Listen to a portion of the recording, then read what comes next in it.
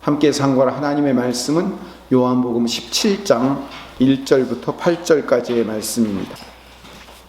예수께서 이 말씀을 하시고 눈을 들어 하늘을 우러러 이르시되 아버지여 때가 이르렀사오니 아들을 영화롭게 하사 아들로 아버지를 영화롭게 하게 하옵소서. 아버지께서 아들에게 주신 모든 사람에게 영생을 주게 하시려고 만민을 다스리는 권세를 아들에게 주셨음이로소이다. 영생은 곧 유일하신 참 하나님과 그가 보내신 자 예수 그리스도를 아는 것이니이다.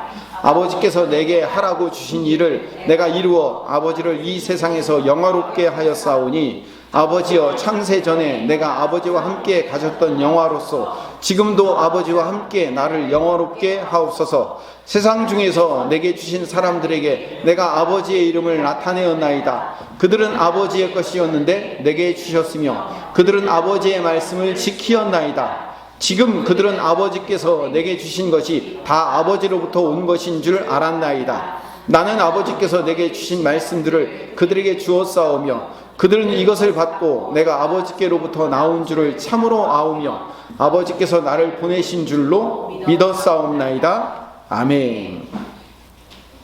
지난 시간까지 했던 요한복음 13장부터 16장까지의 말씀은 예수님의 마지막 가르침으로 소위 말하는 다락방 강화라는 말씀입니다. 그리고 오늘부터 시작되는 17장 말씀은 예수님께서 대제사장으로서 하나님께 드리는 기도입니다. 종교개혁자인 마틴 루터가 로마서 8장이야말로 성경에 유일하게 남아야 될 가장 중요한 장이다 라고 이야기를 했다면, 마틴 로이드 존스 목사님은 이 세상의 모든 성경이 다 사라지고 요한복음 17장 한 장만 남는다고 할지라도 복음은 여전히 전해질 수 있다라고 말씀할 정도로 요한복음 17장은 중요한 말씀입니다. 공관복음서에서는 예수님이 우리에게 어떻게 기도할 것인가를 주기도문으로 가르쳐 주셨어요. 그렇다면 요한복음 17장의 말씀은 예수님께서 성부 하나님께 직접 한 기도예요.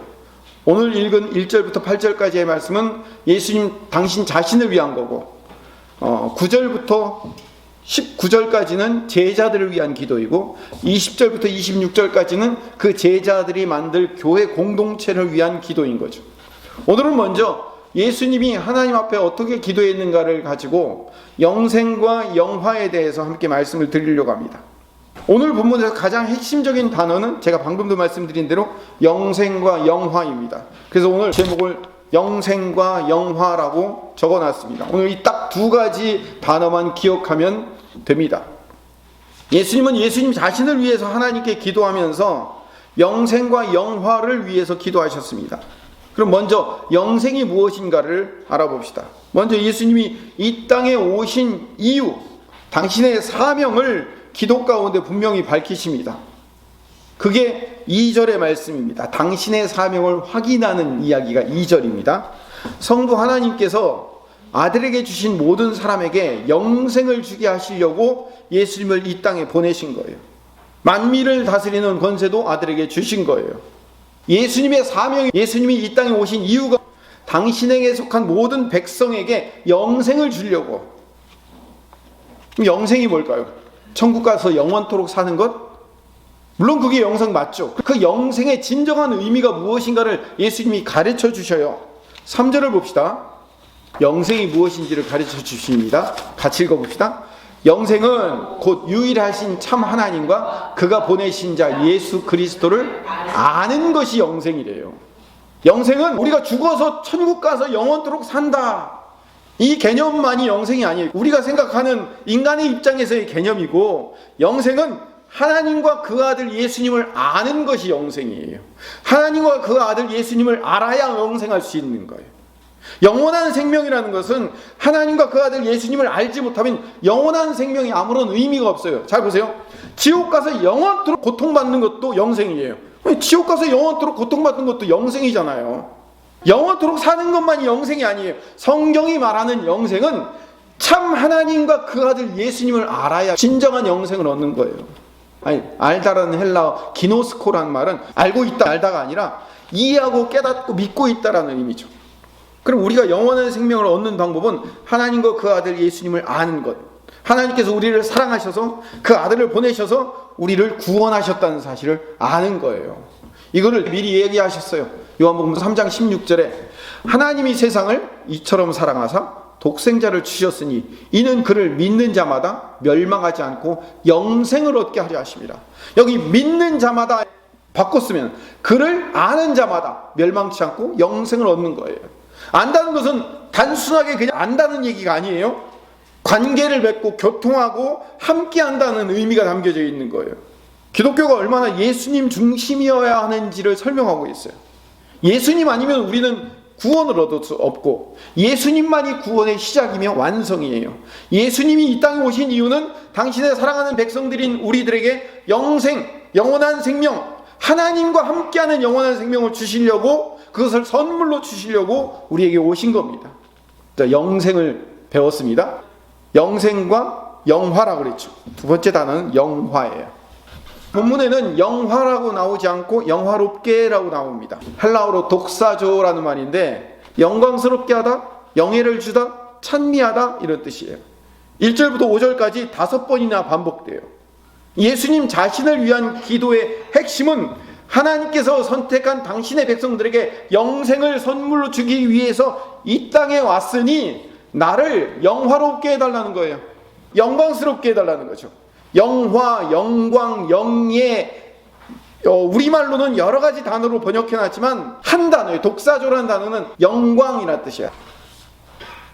영광을 돌려드린다, 영광스럽다 하는 영광이 전부 다 독사조라는 단어예요. 요한복음에 31번이나 자주 사용되는 단어이죠. 근데 이 독사조, 영광스럽게 하다, 영화롭다라는 단어는 요한복음에서 일관되게 십자가와 연결시켜 사용되고 있어요. 몇 가지 예를 들어서 설명을 해보겠습니다. 요한복음 7장 39절에 보면 후반절, 예수께서 아직 영광을 받지 않으셨으므로 성령이 아직 그들에게 계시지 아니하시더라. 예수님께서 아직 십자가 지고 죽으셨다가 부활하지 않으셨기 때문에 성령이 그들에게 오지 않은 거예요. 그러니까 여기서 말하는 영광 받지 않았다는 것은 뭐예요? 십자가 지고 부활하지 않았다는 것을 뜻하는 겁니다. 요한복음 12장 16절을 봅시다. 제자들은 처음에 이 일을 깨닫지 못하였다가 예수께서 영광을 얻으신 후에야, 예수님께서 영광을 얻으신 것은 십자가 지고 죽으셨다가 부활하신 후에야, 계속 읽읍시다. 이것이 예수께 대하여 기록된 것임과 사람들이 예수께 이같이 한 것임이 생각난 거예요. 그러니까 십자가 사건이 있은 다음에야 제자들이 생각난 거죠. 같은 장 23절도 봅시다. 예수께서 대답하여 이르시되 인자가 영광을 얻을 때가 왔도다. 제자들에게 영광을 얻을 때가 왔다 라고 얘기한 거예요. 내가 이제 십자가 지러 간다, 질 때가 됐다 라고 말씀하시는 거죠. 같은 장 27절 28절도 지금 내 마음이 괴로우니 무슨 말을 하리요? 아버지여 나를 구원하여 이 때를 면하여 주옵소서. 그러나 내가 이를 위하여 이 때에 왔나이다. 이 때를 면하게 하여 주옵소서. 이 때가, 예수님도 인간의 몸을 입고 있기 때문에 십자가 지는 게 고통스러운 거예요. 하기 싫은 거예요. 그래서 이 때를 면하게 해달라는 거예요. 나 십자가 안 지고 이 백성들 구원하는 방법 없습니까? 그러나 내가 이 때를 위하여 왔습니다. 십자가 지고 죽고 부활하는 이 일을 위해서 내 사명이 그겁니다 라고 당신이 고백을 하잖아요. 그러니까 이 때는 십자가의 때를 얘기하는 거예요. 28절 계속 읽읍시다. 아버지여 아버지의 이름을 영광스럽게 하옵소서. 자, 어떻게 하라고요? 영광스럽게 해달라는 거예요. 아버지의 이름을 뭘로? 계속 읽읍시다. 이에 하늘에서 소리가 나서 이르되 내가 이미 영광스럽게 하였고 또 다시 영광스럽게 하리라. 뭘로 영광스럽게 만든대요? 십자가로 영광스럽게 만든다는 거예요. 우리 입장에서는 말이 안 돼요. 홀딱 벗겨져서 손과 발에 못 박혀가지고 피 흘려서 죽는 게 무슨 영광이냐고요. 근데 그게 하나님 앞에는 영광스러운 일이라고요. 그 영광에 동참하게 해달라고, 그 영광을 피하지 않게 해달라고 기도하시는 거예요 지금. 하나만 더 예로 들어봅시다. 13장 31절 32절 같이 읽읍시다. 그가 나간 후에 예수께서 이르시되 지금 인자가 영광을 받았고 하나님도 인자로 말미암아 영광을 받으셨도다. 만일 하나님이 그로 말미암아 영광을 받으셨으면 하나님도 자기로 말미암아 그에게 영광을 주시리니 곧 주시리라. 31절로 다시 돌아가면 그가 나간 후에 가룟 유다가 떡 한 조각 예수님 앞에 얻어먹고 예수님을 팔러 나간 거예요. 3년 동안 같이 동행하던 자기 제자가 자기 팔아먹으러 나간 걸 보고 예수님이 뭐라? 지금 인자가 영광받았다는 거예요.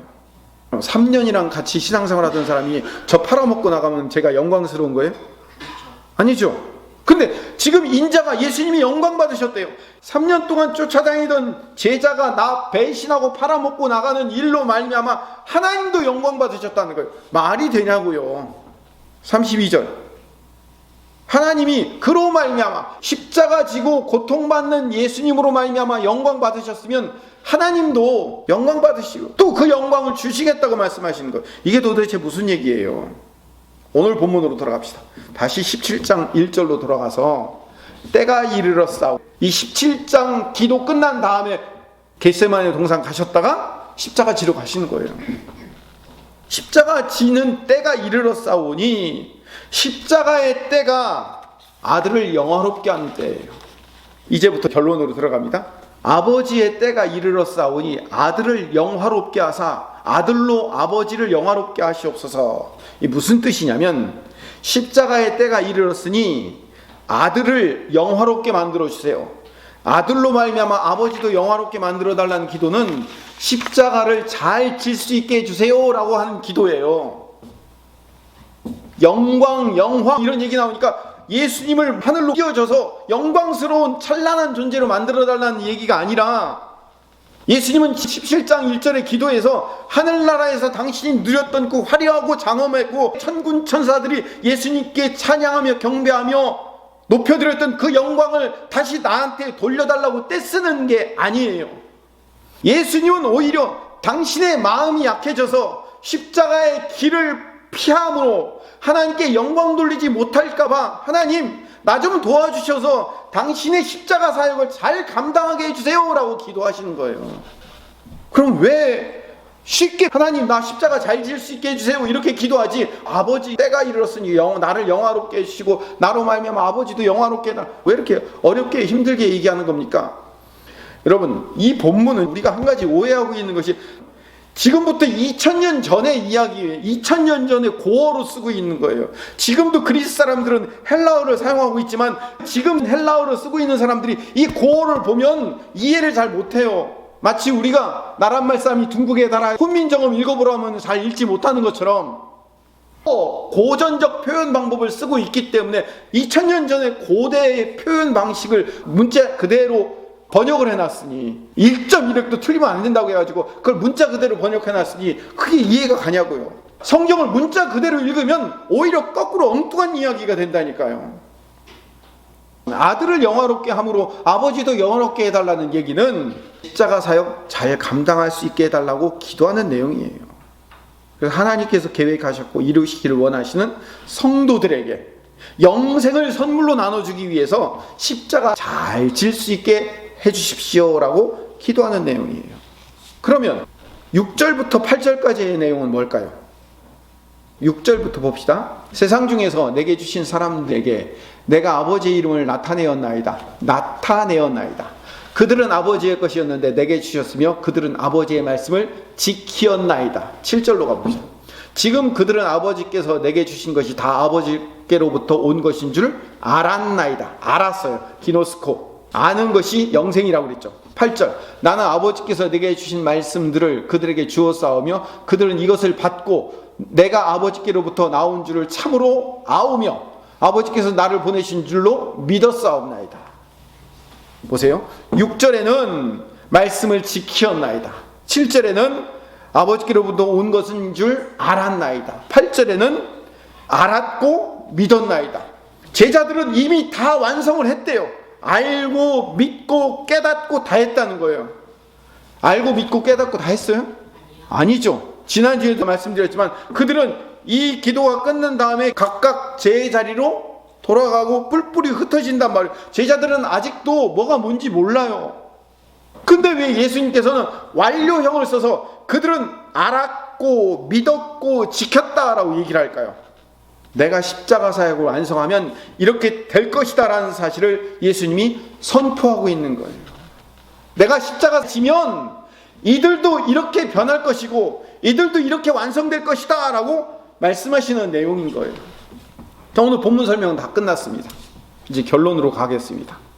지금까지 예수님께서 17장에 하신 이 설명을 사도 바울이 빌립보서 2장 6절에서 17절 말씀에 요약하여 다시 한번 반복해 주고 있어요.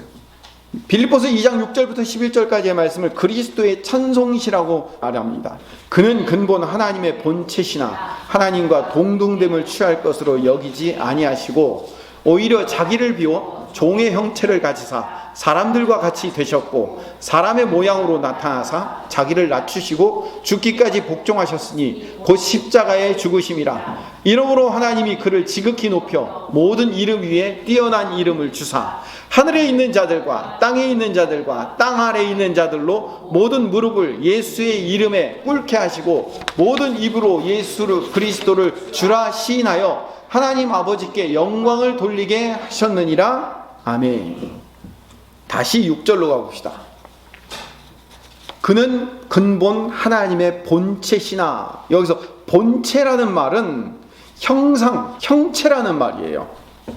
우리 사람이 하나님의 형상대로 창조되었죠. 하나님의 형상대로 창조되었다고 했을 때 그 형상이라는 단어가 이 본체라는 단어와 같은 단어예요. 같은 의미를 갖고 있는데 우리말 성경에는 본체라고 번역을 해놓은 거예요.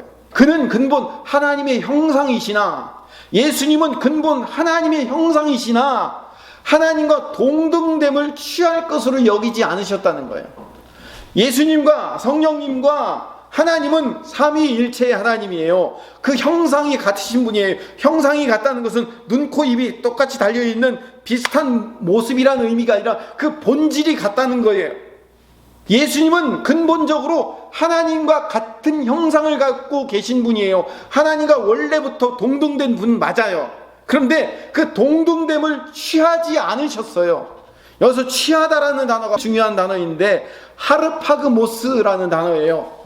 하르파그모스라는 단어는 하르파조라는 잡다 취하다라는 단어에서 파생된 단어인데 강탈하다, 강도질하다 이런 뜻이에요. 그러니까 주도적으로 강력하게 빼앗아 쟁취하다 이런 뜻이에요.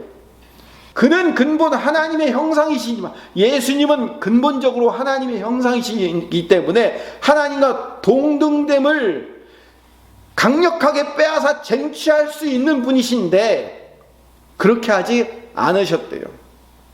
왜 예수님은 본래 하나님과 동등한 형상이기 때문에 주도적으로 강력하게 하나님과 동등됨을 쟁취하지 않으셨을까요? 그 이유가 있어요. 하나님의 형상으로 만들어진 하나님의 형상과 닮은 피조물이 또 하나 있어요. 누굴까요? 우리 사람이에요. 사람도 하나님의 형상으로 만들어져 있어요.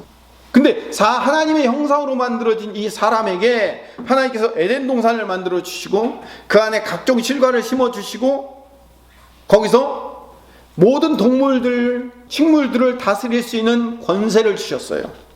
피조물 중에 최고의 권세를 주어서 이 에덴 동산과 이 땅을 다스릴 수 있도록 해주셨다고요. 왜 다스릴 수 있는 권세가 우리에게 있죠? 우리가 하나님의 형상을 닮고 하나님의 형상과 같은 존재이기 때문에 단 너희가 모든 것을 너희 마음대로 할 수 있지만 딱 한 가지는 하지 말라고 얘기해요. 동산 중앙에 있는 선악을 알게 하는 나무의 열매는 먹지 마라 라고 얘기해요. 좋은 사과나무가 있는데 그거 하나 따먹으면 안 된다는 의미가 아니라고 말씀드렸죠. 그 의미는 네 머리 위에 너의 지도자, 너의 주권자, 너의 창조주가 있다는 것은 명심해라 이거예요. 그거 하나만 지키고 있으면 나머지 거는 다 네 맘대로 해도 돼 이 얘기예요. 선악과의 의미는 사과나무 하나 따먹지 말라는데 따먹었다는 게 아니라 네 머리 위에 있는 너의 창조주이며 너의 권능자이며 너의 주권자인 하나님을 알고 있어야 돼. 그분 밑에 있다는 사실을 알아야 돼 라고 분명히 말씀하신 내용인데 사탄이 뱀의 형상을 가지고 우리에게 접근해서 우리를 유혹해서 창세기 3장 5절 말씀 같이 읽읍시다. 너희가 그것을 먹는 날에는 너희 눈이 밝아져 하나님과 같이 되어 선악을 알 줄을 하나님이 아심이니라. 눈이 밝아져서 하나님과 같이 돼 하나님과 동등될 거라는 거예요. 중요해요. 사탄이 우리에게 너 이거 따먹으면 하나님과 동등될 거야. 이거를 따먹고 하르파그모스 주도적으로 강력하게 빼앗아 쟁취하라는 거예요. 선악과라는 열매를 주도적으로 네가 쟁취해서 따먹음으로 너 하나님과 동등되어야 해. 너 하나님과 동등되기를 네가 빼앗아라. 네가 쟁취하라 라고 얘기하는 거예요. 사탄이 뱀의 형상을 입고 그렇게 유혹을 하는 거예요. 그렇게 되면 선악의 판단 기준은 하나님만 갖고 계셔야 되는데 선악의 판단을 너도 할 수 있어 라고 얘기하는 거예요. 하나님의 형상을 닮은 인간이 모든 것을 다스릴 수 있는 권세를 가졌지만 너는 피조물이라는 사실을 잊지 마. 네 위에 창조주가 있다는 것을 잊지 말라라고 분명히 말씀하셨는데 그거를 쟁취하여 하르파그모스 빼앗아 쟁취하여 내가 스스로 하나님의 보좌에 같은 자리에 서고 싶었던 인간의 교만과 탐욕으로 말미암아 죄와 사망으로 멸망하게 된 게 인간인 거예요. 이제 아시겠죠? 이미 첫째 아담은 실패했어요. 둘째 아담으로 오신 예수님은 충분히 하나님의 형상이시기 때문에 하나님의 형상 그 자체이시기 때문에 하나님과 동등됨을 알아서 취할 수 있는 분임에도 불구하고 하르파그모스 하지 않으셨어요. 주도적으로 강력하게 빼앗아 쟁취하지 않으셨어요. 선악과를 따먹지 않으셨다고요. 예수님은 오히려 거꾸로 빌립보서 2장 7절을 봅시다. 자기를 비워 종의 형체를 가지사 사람들과 같이 되셨고, 여기서 종의 형체, 이 형체라는 말이 똑같은 단어예요. 형상과 똑같은 단어. 본체, 형상 똑같은 단어예요. 하나님의 형상과 동일한 존재인데 거꾸로 종의 형상으로 오셨대요. 자기를 낮춰서 종의 형상을 가져서 피조물의 형상으로 내려와서 사람과 같이 피조물이 되었다는 거예요. 창조주가. 이게 얼마나 낮아진 거예요. 8절 사람의 모양으로 나타나사 자기를 낮추시고 죽기까지 복종하셨으니 곧 십자가에 죽으심을. 사람의 형상으로 나타나셨어요. 사람의 모습으로 나타나서 자기를 낮추시고 죽기까지 복종하셨어요. 첫째 아담은 자기를 높여서 하나님과 동등되게 하려고 하르파그모스, 쟁취하여 빼앗으려고 올라가려고 했는데 예수님은 오히려 하나님의 형상과 동일한 존재인데도 불구하고 내려가서 십자가에 죽기까지 복종하신 거예요. 우리 피조물은 어떻게 해야 되는 존재예요? 원래부터 죽기까지 창조주에게 복종해야 될 존재예요. 근데 이 피조물이 못한 거를 예수님이 대신하여 십자가에 죽기까지 복종하셨어요. 복종은 누가 할 수 있는 거예요? 창조주가 하는 거예요? 피조물이 하는 거예요? 피조물이 하는 거예요. 근데 예수님이 피조물의 자리에 내려와 피조물이 못한 것을 당신이 대신해 주셨어요. 십자가의 죽으심이라고요. 십자가의 죽으심은 못에 박혀서 예수님 고통이 얼마나 아프실까, 이게 아니에요. 당신의 모든 것을 내려놓고 피조물이 되어 피조물들이 해야 할 그 복종을 당신이 대신 해내셨다는 것, 그게 십자가예요. 이게 영광이라는 거예요. 이걸 영광스럽게 한다는 거예요. 당신이 피조물이 해야 될 모든 사명을 감당하시는 것, 그게 하나님을 영광스럽게 만드는 거예요. 그걸로 말미암아 예수님이 영화롭게 되신 거예요. 9절 봅시다. 이러므로 예수님이 하나님의 형상이신데 피조물로서의 역할을 다 감당하여 복종하심으로 하나님이 예수님을 지극히 높여 모든 이름 위에 뛰어난 이름을 주셨어요. 하나님이 예수님을 끌어올려서 영화롭게 만드셨어요. 자, 그러면 이 영광은 당신이 스스로 쟁취한 영광이에요? 하나님이 올려주신 영광이에요? 예, 이렇게 하나님이 끌어올려주신 영광이기 때문에 아버지 하나님도 영광 받으실 거예요. 이제 아시겠죠? 10절 11절 하늘에 있는 자들과 땅에 있는 자들과 땅 아래에 있는 자들로 모든 무릎을 예수의 이름에 꿇게 하시고 모든 입으로 예수 그리스도를 주라 시인하여 하나님 아버지께 영광을 돌린 거예요. 예수님이 스스로 쟁취하여 얻어낸 게 아니고 당신이 맨 밑바닥으로 내려가서 복종하셨을 때 하나님이 그를 끌어올려서서 모든 이름 위에 뛰어난 이름을 주심으로 말미암아 예수님이 영화롭게 되었고 하나님도 그 일로 영광 받으신 거예요. 내 아들이 이렇게 했어. 내 아들이 나와 동등한 존재인데 피조물의 자리까지 내려가서 나에게 복종했다니까. 그 일로 모든 백성들에게 영생의 선물을 주는 이 놀라운 일을 내 아들이 감당했다니까 라고 하나님도 흐뭇하며 영광 받으신 거예요. 결론의 결론입니다. 당시 세상을 상징하는 존재가 누구예요? 로마 황제잖아요. 세상을 상징하는 로마의 황제는 스스로 신이라고 불리기를 원했어요. 모든 백성들에게 자기 형상을 만들어 놓고 절하게 만드는 거죠. 내가 신이야. 그래서 백성들을 위해 군림하면서 스스로 황제, 스스로 신이라는 존재라고 하르파고모스였어요. 적극적으로 쟁취해냈다고요. 전쟁을 일으켜서 피를 보면서 내가 이 땅에 군림하는 자라고 하르파고모스 적극적으로 쟁취해냈어요. 이게 세상 권력이라는 거예요. 근데 이 세상 권력을 향하여 예수님이 뭐라고 말씀하시는지 아십니까? 마태복음 20장 25절에 마태복음 20장 25절 같이 읽어봅시다. 예수께서 제자들을 불러다가 이르시되 이방인들의 집권자들이 그들을 임의로 주관하고 그 고관들이 그들에게 권세를 부리는 줄을 너희가 알거니와. 집권자들은 임의로 내 마음대로 주관하고 권세를 부리는 존재예요. 하르파고모스 적극적으로 빼앗아 쟁취해내는 자라니까요. 세상 권력은. 근데 26절부터 28절에 예수님은 영생을 얻은 우리에게 전혀 다른 삶을 요구하고 계셔요. 같이 읽어봅시다. 너희 중에는 그렇지 않아야 하리니 너희 중에 누구든지 크고자 하는 자는 너희를 섬기는 자가 되고 너희 중에 누구든지 으뜸이 되고자 하는 자는 너희의 종이 되어야 하리라. 인자가 온 것은 섬김을 받으려 함이 아니라 도리어 섬기려 하고 자기 목숨을 많은 사람의 대속물로 주려 함이니라. 크고자 하는 자는 어떻게 하라고요? 섬기는 자가 되려. 으뜸이 되고자 하는 자는 어떻게 하라고요? 종이 되래요. 예수님이 하신 방법을 너희도 사용하라는 거예요. 예수님 닮아가며 예수님의 삶을 너희도 같이 살라고 말씀하시는 거예요. 여러분 잘 들으세요.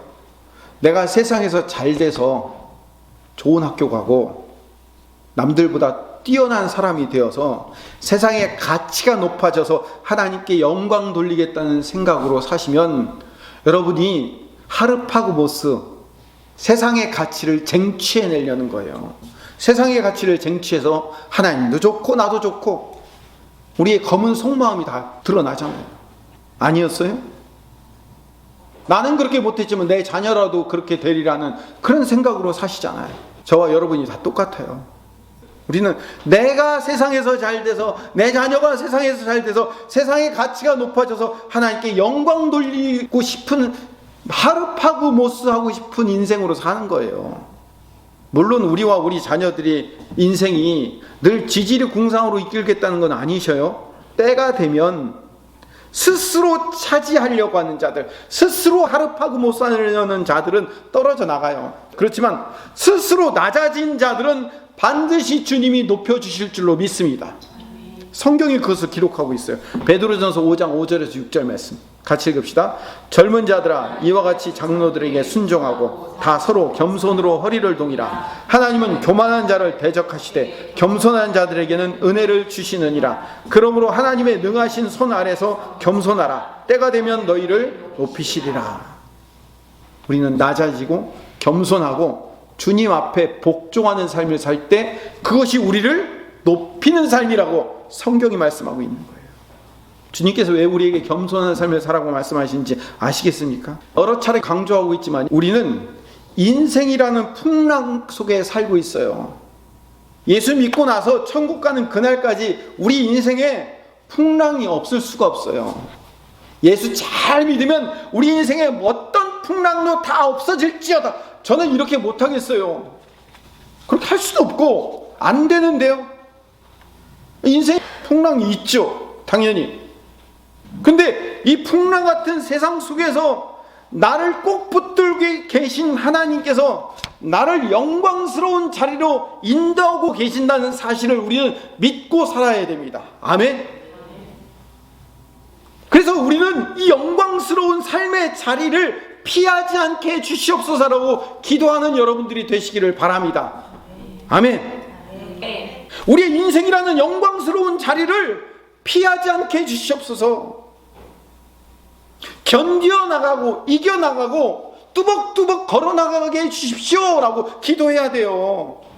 하나님, 내 인생 가운데, 내 자녀 인생 가운데 어려움도 없게 하시고 아무런 문제도 없게 하셔서 요리조리 미꾸라기질처럼 잘 피해서 아무 염려도 문제도 없고 걱정도 없는 인생으로 만들어 주시옵소서가 아니라, 어차피 우리 인생은 좋은 길이든 나쁜 길이든 인생은 풍랑을 만나게 됐어요.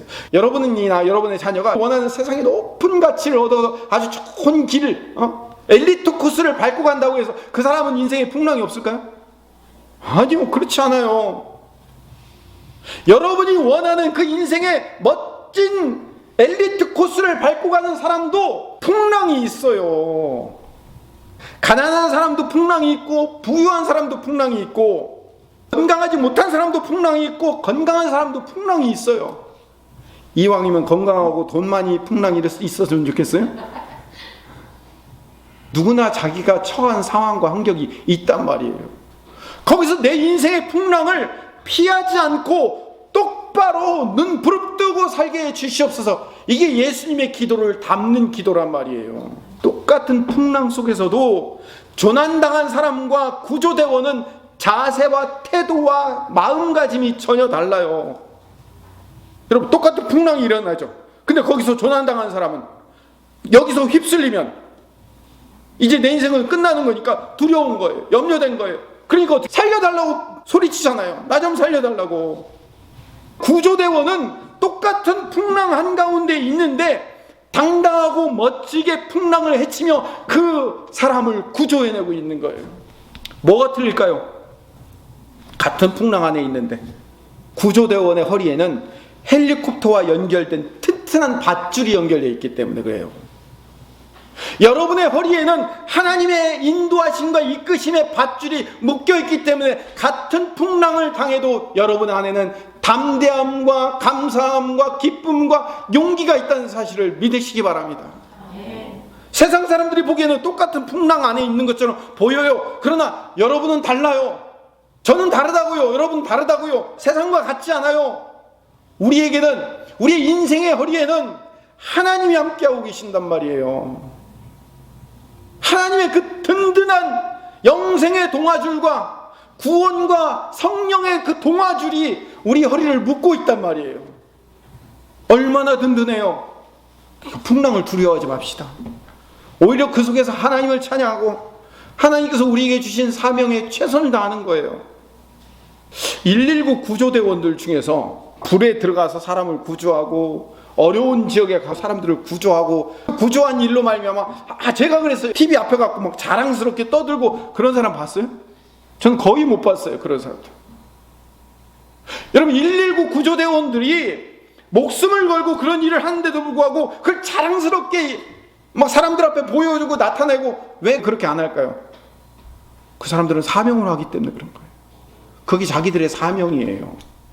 자랑스럽게 하려고 하는 게 아니라 자기들의 사명이에요. 우리가 그런 사람이에요. 인생의 풍랑을 만났을 때 또는 인생의 풍랑을 만난 사람들과 함께 같이 걸어갈 때 그 풍랑을 멋지게 이기는 사람들이에요. 더 나아가서 그 풍랑을 함께 겪고 있는 사람들을 구조해내는 사람이에요. 내 허리 봐. 내게는 성령의 든든한 동아줄이 있다. 너도 이 동아줄 나랑 함께 같이 묶고 같이 헬리콥터로 가지 않을래? 영생의 헬리콥터로 같이 가자라고 그들을 구원해내고 구출해주는 사람들이 여러분들이란 말이에요. 그 사명을 여러분들이 지금 가지고 이 땅에 살아가는 자들이에요. 인생이라는 풍랑을 만났을 때 조난당한 사람들을 구출해주며 그들을 구원해내는 멋진 하나님의 백성들로 세워지기를 간절히 소망합니다.